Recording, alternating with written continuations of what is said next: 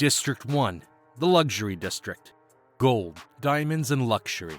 District 1 produced the finest treasures of Panem while the rest of the nation struggled just to survive. But despite being one of the wealthiest districts, District 1 was far from free. Its people were groomed from birth to be career tributes, children trained to kill before they could even fully understand what killing meant. They volunteered for the Hunger Games, not out of desperation like the other districts, but out of pride and ambition. Winning was seen as the highest honor a person could achieve, and that mentality was drilled into them from the moment they were old enough to hold a weapon, which in many ways made them the most dangerous players in the arena, and District 1 wasn't alone in that. District 2, the Masonry District. If District 1 was the capital's jewel, District 2 was on its iron fist, responsible for stone cutting, mining, and most importantly, weapons manufacturing. District 2 was the backbone of Panem's military power. Its people were among the most loyal to the capital, and its tributes were the most feared in the games. Much like District 1, children were raised as careers, bred to fight, and conditioned to see the Hunger Games as an honor rather than the atrocity it truly was. The Peacekeepers, the capital's brutal enforcers, were largely recruited from District 2, making it less of a district and more of an extension of the capital's will. In many ways, District 2 didn't just serve the capital, it believed in it, and that made it more dangerous than any arena weapon ever could be. But not every district was built on loyalty and strength. District 3, the Technology District. In a nation built on control, information was a weapon, and District 3 was where that weapon was forged. Responsible for electronics and technology, District 3's residents were some of the most intellectually gifted people in Panem, and yet that intelligence did nothing to spare them from poverty and oppression. What made District 3's tributes unique in the arena wasn't brute strength, but strategy and ingenuity. A tribute from District 3 wouldn't overpower you, they would outsmart you. BT, a victor for the district, was known for using electrical traps to eliminate multiple opponents at once, proving that in the right hands, knowledge could be just as deadly as any weapon. In a system designed to crush the mind, District 3 found a way to make the mind its greatest asset. Some districts seemed fortunate on the surface, although the reality told a very different story. District 4, the Fishing District.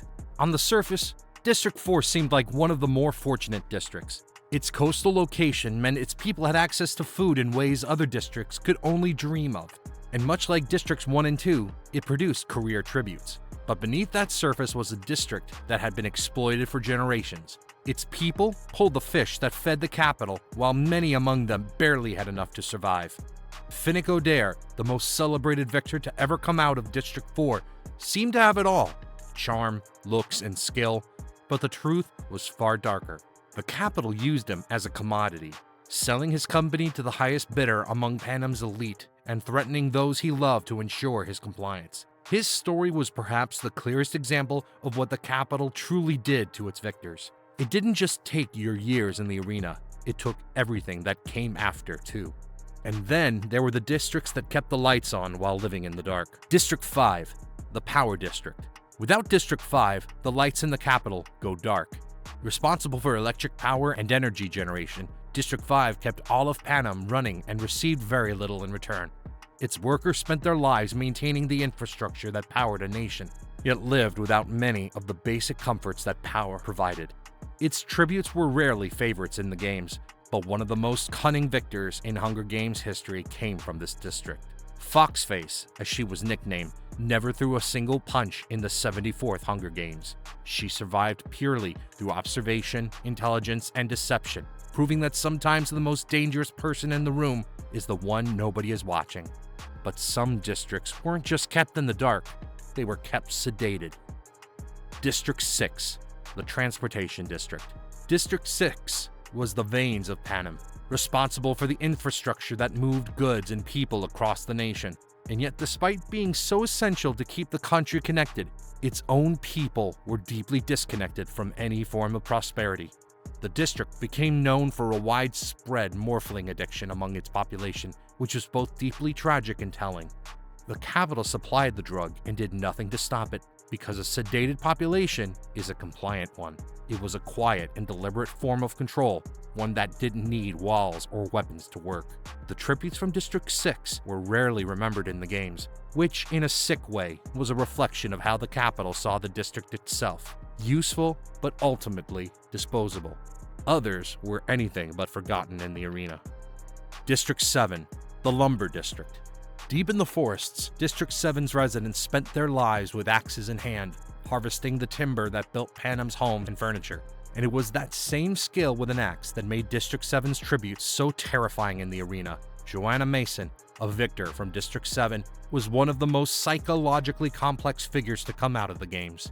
She had survived by making the capital believe she was weak, and then turning on everyone when it mattered. But surviving the games came at a cost. The capital took everyone she loved as punishment for showing too much fire, leaving her with nothing but anger and the will to one day burn it all down. She was proof that the capital didn't just fear rebellion, it feared people who had nothing left to lose. Some districts channeled that anger into something bigger. District 8, the Textiles District. District 8 made the clothes that dressed the capital's citizens in elaborate, extravagant fashion, while its own workers lived in absolute poverty, surrounded by the fabric of luxury they would never wear themselves. It was fitting then that District 8 became one of the earliest and most passionate districts to join the rebellion. Its people had nothing left to lose and everything to fight for. The district's manufacturing facilities were among the first to be targeted by capital bombers when the rebellion broke out, proving that even then, the capital understood that the most dangerous thing in Panem wasn't a weapon. It was a person who had stopped being afraid. District 8 was full of them. Others had it much worse, with no recognition and no reward, just silence. District 9, the Grain District. District 9 was the bread basket of Panem, processing the grain that fed the nation, and yet hunger was no stranger to its people. Lost in the shadow of more prominent districts, District 9 and its tributes were among the most overlooked in the games, which was in itself a quiet kind of cruelty. To be deemed so insignificant that your death barely registered, to feed an entire nation and still go unnoticed. But the rebellion changed that. When the districts rose up, District 9 stood with them. Because when you have spent your entire life feeding a nation that treats you like you don't exist, the chance to finally be seen is worth everything. And District 9 wasn't the only one that understood what it meant to be treated as less than human. District 10, the Livestock District. Responsible for raising and supplying the meat that graced the capital's elaborate banquets, District 10's residents knew what it meant to care for living creatures, only to watch them be slaughtered for someone else's pleasure. The parallel to their own existence was not lost on them. Like many of the outer districts, District 10 lived in conditions that were closer to poverty than anything resembling dignity. Its people were kept just alive enough to keep working, and not much more. Its tributes rarely made it far in the games, but when the revolution came, District 10 understood better than most the difference between being raised to live and being raised to die. But of all the struggling districts, one stood out as particularly heartbreaking. District 11, the Agricultural District. Of all the districts outside the capital's inner circle, District 11 was perhaps the most heartbreaking. Responsible for agriculture and farming, District 11's residents worked vast fields under brutal supervision. Harvesting food they were forbidden to eat themselves. Punishments for stealing even a handful of the crops they grew were severe and public, meant to break the spirit of an already suffering population.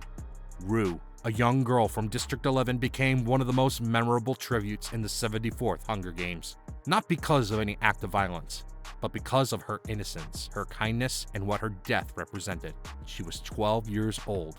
When Katniss laid flowers around Rue's body, it wasn't just grief, it was defiance. And District 11 saw that way too, responding with the first open act of rebellion the games had seen in years. And then there was the district that started it all. District 12, the Coal Mining District. Of all the districts in Panem, District 12 was the most forgotten. A crumbling coal mining community in the region once known as Appalachia. Its people lived under constant threat of starvation, poverty, and the looming shadow of the Hunger Games reaping, which took their children every year. The peacekeepers were brutal, the food was scarce, and hope was in short supply. But District 12 gave Panem something no other district could. Katniss Everdeen, a girl who volunteered in place of her little sister, and in doing so, sparked the fire that would eventually bring the entire system down. Sometimes the most powerful revolutions begin not with an army, but with one person who simply refuses to let someone else die in their place. And one district didn't officially exist at all. District 13, the Nuclear District.